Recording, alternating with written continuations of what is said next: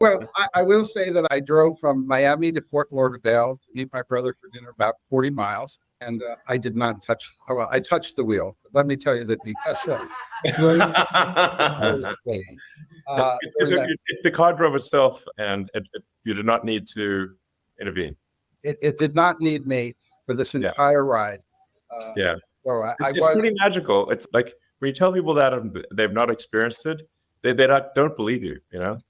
Yeah, so I didn't believe me either. Because I've been a skeptic about how far it would go. Sure. And your latest releases of software are really incredible. So yeah, thank you. People to try them. As a big question, coming in the next decade, what do you think is going to be the greatest advances in technology that will affect people's lives? What should they be expecting to see here from technology in their lives? Well, I don't want to blow your minds, but AI is going to be big. I feel confident in that prediction. Well, the funny thing is, if you go back even 5 years ago, certainly 10 years ago, even 15 years ago, I was saying AI is going to be like this massive thing that has deep super intelligence, smarter than the smartest human. People thought I was kidding. There's no way the computer's going to be smarter than a human and be able to do all these complicated things. And now the latest AIs are able to pass complicated tests better than most humans. They can pass the medical test better than 80% of doctors or something. They can diagnose radiography better than most people who've been doing it their whole life. So that's just accelerating, obviously. I think if you haven't seen Jensen's talk, it's excellent. It really shows how much AI is advancing.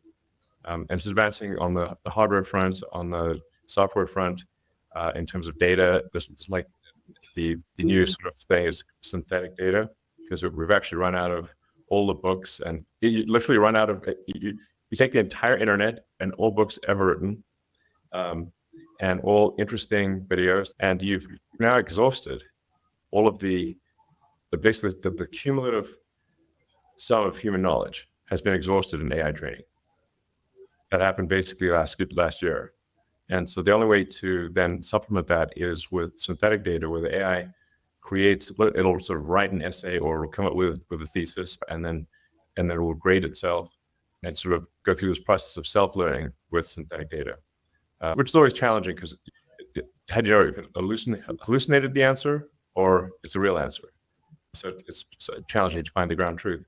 But it is pretty wild that AI at this point has run out of all human knowledge to train on. Crazy. I know that you're building for Grok the largest AI center on the planet. And we already have, yeah. It's an operation. Microsoft is planning $80 billion, where I used to work for a while. But that's a lot of money by anyone's standards. I did a poll, and we asked, does AI making a difference in your life today? 13% said yes. And they said, in 5 years from now, will AI make a difference in your life? 87% expect in 5 years it will make a difference. What is it going to do for people? Is it going to put anything them you want work or to work? AI will do anything you want, and even suggest things you never even thought of. So AI really, within the next few years, will be able to do any cognitive task. It obviously begs the question, what are we all going to do? Pretty much any cognitive task that doesn't involve atoms, AI will be able to do within, I'd say, max 3 or 4 years, maximum. And then now, another element of it is the robotics. The AI can't just be thinking in a data center. It's got to do things. So that's where you need the robots. So, and you need self-driving cars, which obviously you've experienced, and that rate of improvement is exponential in how good the self-driving cars are.